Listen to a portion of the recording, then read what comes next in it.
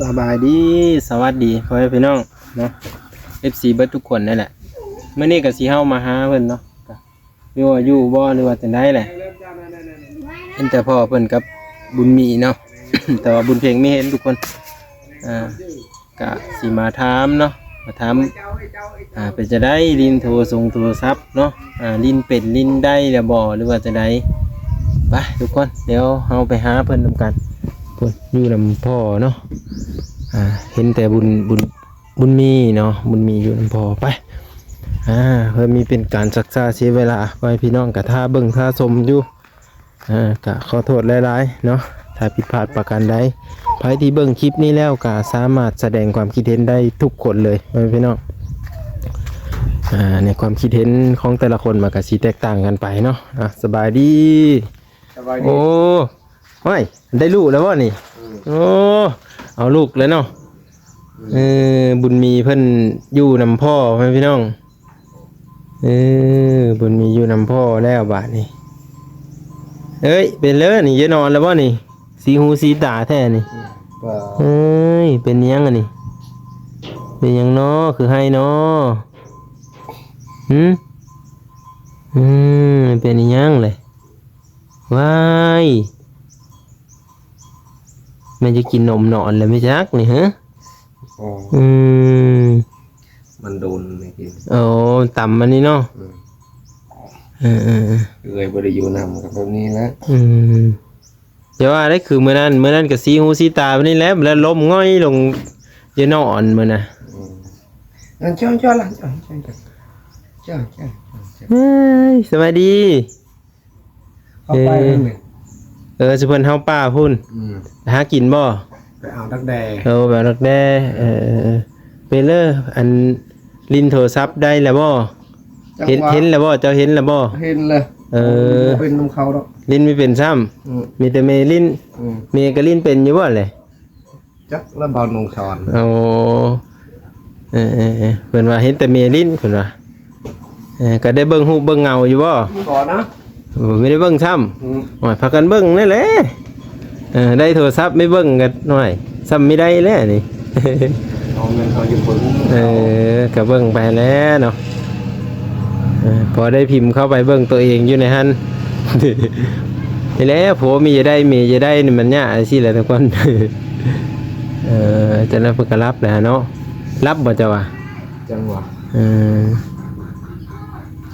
เนี่ยเกิงเราเอาลูกอยู่เหือนเมียเราไปหาอยู่หากินหาดักแด้เนาะไปกับเบานง3 คนเข้าไปโอ้แต่ช่วงนี้มันอาหารธรรมชาติเนาะดักแด้ก็คือมันเป็นตัวที่มันจะเป็นอันแมงกระเบื้อผีเสื้อนะทุกคนที่มันเป็นดักแด้ก่อนนะแต่อยู่ลาวนี่พากันกินเด้ดักแด้แบบนั้นได้โอ้ยเขาขายตะบางคนเขาก็ขายบางคนก็ส่วนหลายก็เอามาเฮ็ดเป็นอาหารนั่นแหละเนาะบ่ได้ซื้อบ่ได้หยังเนาะส่วนหลายจะแบบนั้นอาหารการอยู่การกินพากันกินข้าวกินปลาแล้ววะนี่ได้เพิ่นเลยได้กินมื้อนี้ต้มดอกกระเจียวโอ้ยังอ้ออยู่เนาะดอกกระเจียวยังพอได้กินอยู่นะทุกคนดอกไม้ป่าส่วนหลายคนลาวก็ไปหาเก็บมากินเนาะยังพอได้อยู่แต่ว่าเอาแถวเดินแถวนั้นน่ะแหละเนาะบ่อนหน้าพนมดีบ่อนที่ว่าเขาบ่ได้ปลูกวิกนะทุกคนแต่บ่อนปลูกวิกนี่เคยเห็นอยู่บ่เจ้าบ่มันมีเนาะแบบว่ามันตายมันนี่เลยนะทุกคนเขาปลูกไม้ยูคาใส่แล้วก็พวกเห็ดพวกอย่างก็บ่ค่อยออกหรอกออกอยู่เห็ดปลูกพอได้ออกหมดแต่ยามเขาใส่ปุ๋ยนี่ก็บ่กล้ากินกันเนาะเบื่อกันเด้ตัวนี้ก็ได้บ่เห็นสิเบื่อนะเฮากินกันมีเบื่อบ่โอ้บ้านเฮาเขาบ่ได้ใส่ปุ๋ยพอพี่ลึกบ้านเฮาขาดเลยเชื่อผมเป็นไรขาดนอนนะทุกคนเลยมีสมอยนะ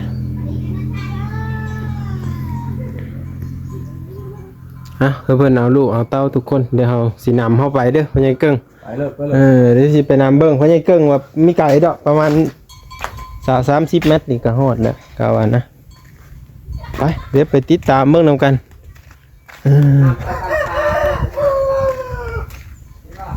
ย่างไปเลยๆมันบอก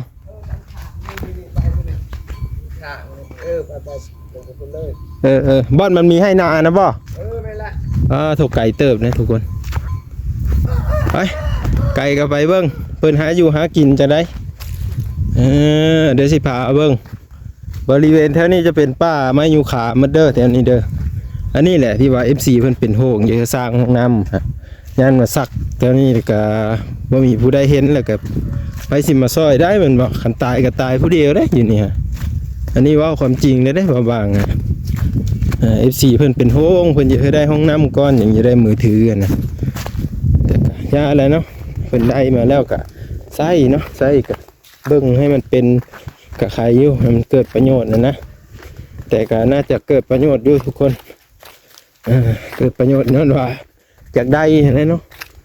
ใครมีความคิดเห็นจะได้ก็สามารถแสดงความคิดเห็นได้ให้ได้สิเอิญเพิ่นก่อนคุณเพลงคุณเพลง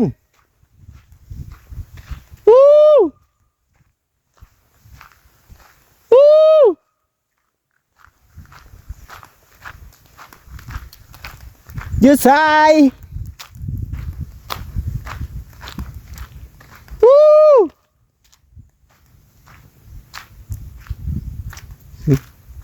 คุณเพลง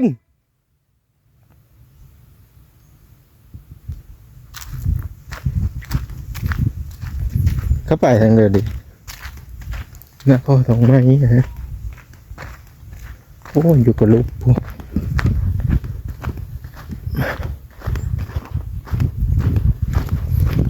โอ้บ้าบังคือพ่อแต่งูเท่าทุกคนนี่เห็นไหมนี่งูอันนี้นี่เห็นไหมสองเถื่อเลยนะทุกคนนี่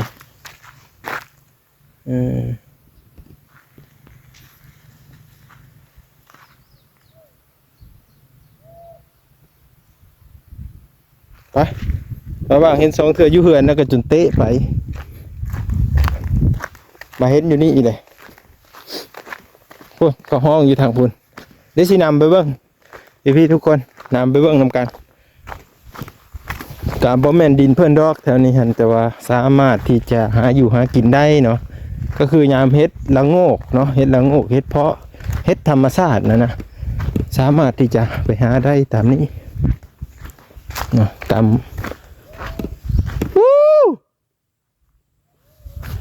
สามารถไปหาได้ตามป่านี่แหละเห็นบ่คือยามมันนี่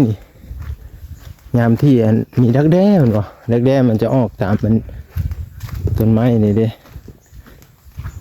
เนาะตัวดูป่าดูดงไอ้ดีเด่นปวดบ่อหนงขึ้นไม่จักเลยโอ้หาอยู่หากินเนาะเอาบ้างมักไปสิเลยทุกคนมักคนที่หาอยู่หากินมักคนที่แบบว่าสอบหากินนะทุกคนแบบว่าบ่ค่อยอยู่ซื่อๆแต่ว่าน้องบุญเพ่งนี่เราเก่งจังหนึ่งคือเรามักหาอยู่หากินมักแหงตัวนี้ฮะมักแบบสู้ชีวิตนะเบิ่งเราเบิ่งจากการกระทำของบุญเพ่งนะเป็นคนสลาดป้อม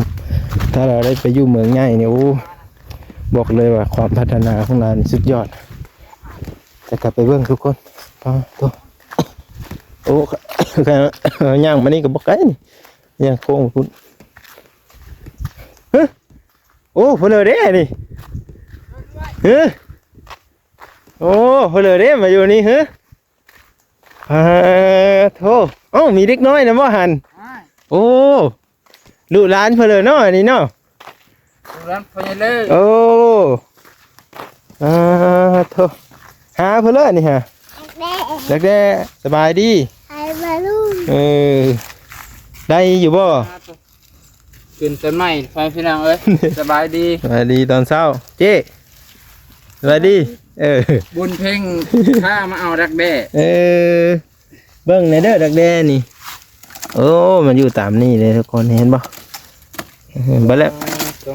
มันก็สิเป็นอันแมกะเบอร์เนาะ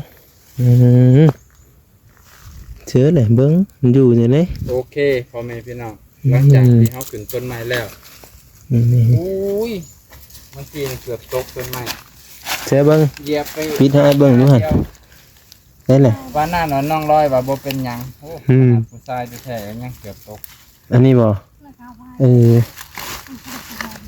มาแต่ดนแล้ว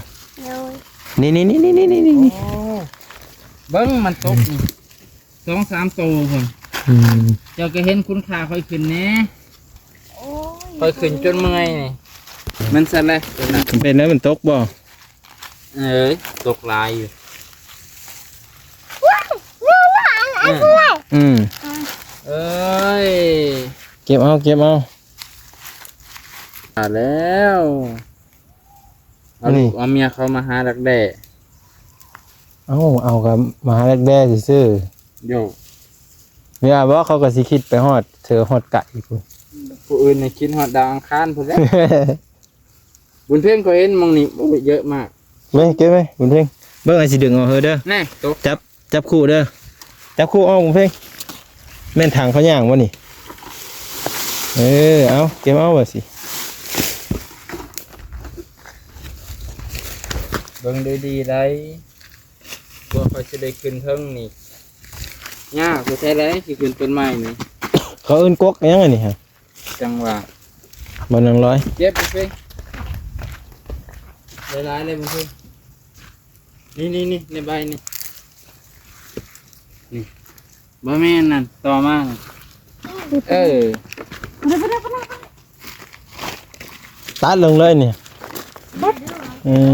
แต่ละปีนี่ต้นไม้เกิดนั่นกับบัทันเยอะมนุษย์ตัดลงกิน คนมาเฮอแบะ ผู้ใดมีแบ่นะ บริดุคอยฮะ อย่าไปจังซั่นซะ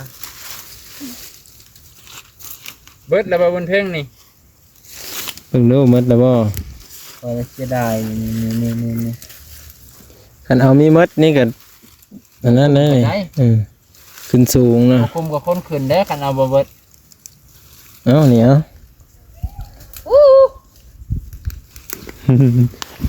ไปเด้อเรามาหานัดผู้บ่าวอยู่พี่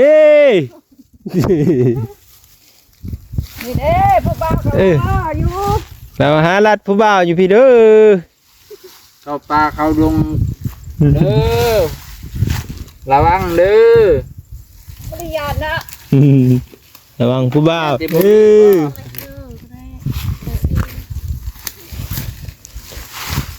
เปิดสีได้เนาะพี่โตเก็บเอาบ่ละอัน2 อันวันนี้ก็ไปปิดอ้อยได้นี่ 2-3 อัน วันนี้ก็ไปปิดออก มันได้น้อยโพด สิประมาณนั้น4-5 มื้อนี่ก็มันก็ออกเป็นแมงกระเบื้อแล้วทุกคน แม่นยังเนาะดูว่าน้อยเรื่องเอานำประทัน มือเร่งเบิ่งอาสิแกะออกมานอกนี่ เอาผ้านี่เด้อนะเด้อเดี๋ยวบุญเพ่งนะ เดี๋ยวทิมพาย่างเลยเนาะ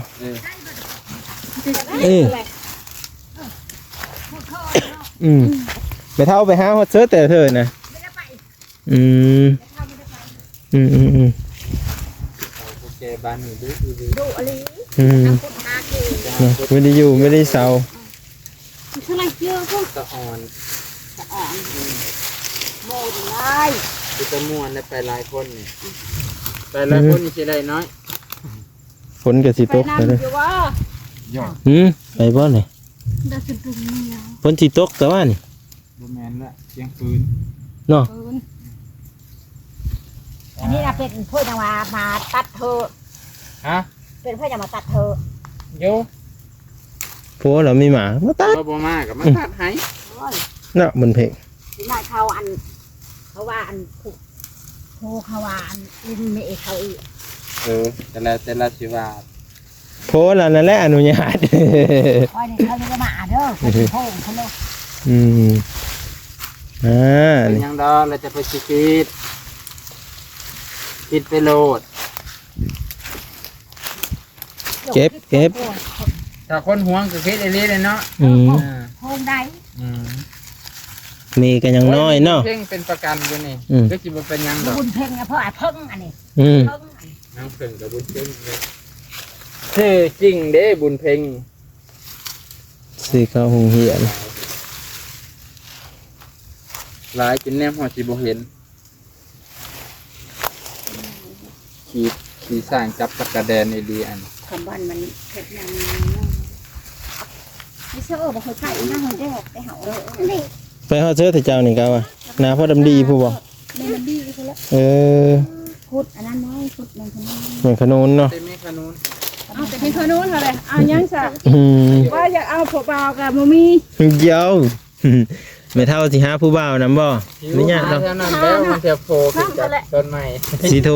ผู้บ่าวบ้านปะใหญ่เอามาลัดเนาะ เก็บเอาเพิ่ง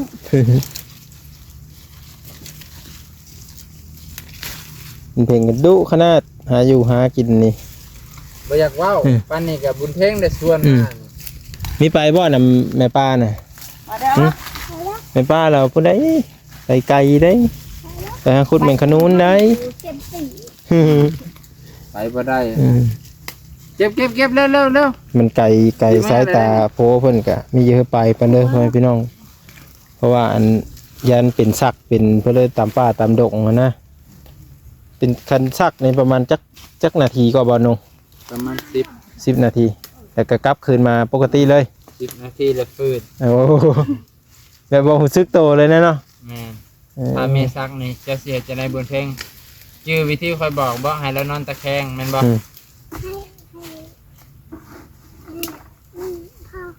พอเขาอยู่นั่น ก็ พอตอนนั้นพอไปเล่นแล้วพอไปอ้าง อืม ไป แล้วจับไปเลยจับสลันเลย บ่สมมุติ นอนตะแคง ถ้าจะไปกัน2คนกับแม่เจ้านี่นะถ้าเราตักแงะๆอยู่กลางป่านี่หน้าเราขำลงจะเอาตะแคงลงหน้า พาใครพาใคร โอ้ยพอจะสิบ่ว่ายังมาอยู่ จับมันปีนข้างหัน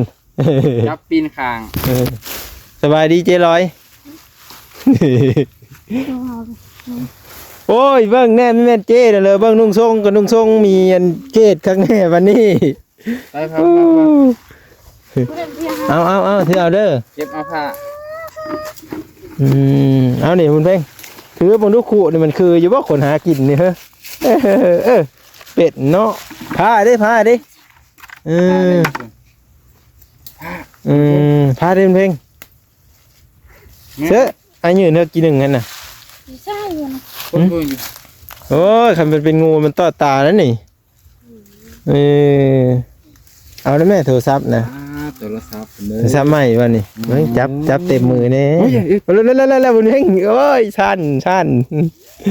โทรศัพท์ใหม่นี่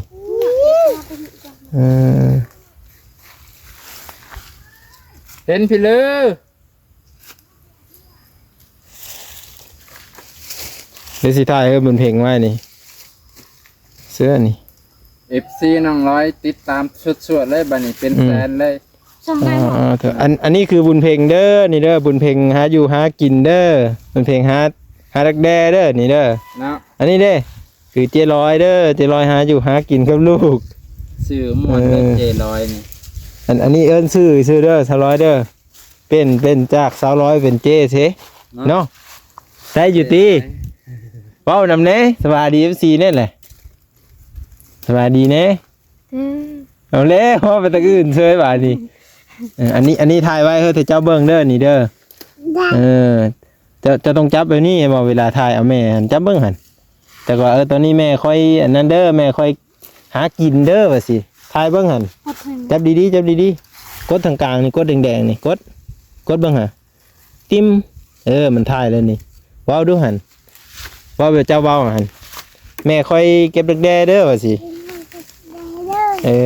ได้หลายบ่อยู่ไสตัวแดงๆหันเอาให้เบิ่งดูหันเอากล้องมาเบิ่งเอากล้องมาเบิ่งแนมเบิ่งกล้องเลยเพิ่นแหละ ไปเมื่อนี่ก็เพื่อที่เจ้าสิปิดนี่ก็โดนเติบนี่หั่นเบิ่งปิดบัดนี้มอดนี่กดตัวนี้หมดกดตัวกลางอ่ะ เขาจะหลอนทางไรดีกว่า เปิดเพลงกัน เอาเปิดเพลงเฮ้ยเจ้เพิ่นฟังแน่หั่น เปิดเพลงกันก่อนเปิด ไปเปิดดีไซน์แล้วบัดนี้ เปิดให้มีสัญญาณไม่ใช่เดี๋ยวเปิดดูทีวีกันมาวันนี้อะไรสิวะ อยู่เตงอะนะ บ่อยู่นี่ก็ได้ บ่อยู่เตงมี บอก มันเพลงเอาแล้ว เจ้าดีแล้วมันเพลงไปเมื่อบัดนี้ เดี๋ยวไปเบิ่งนำกันทุกคนขั้นตอนต่อไปเพิ่นสิเฮ็ดกันอีหยังแน่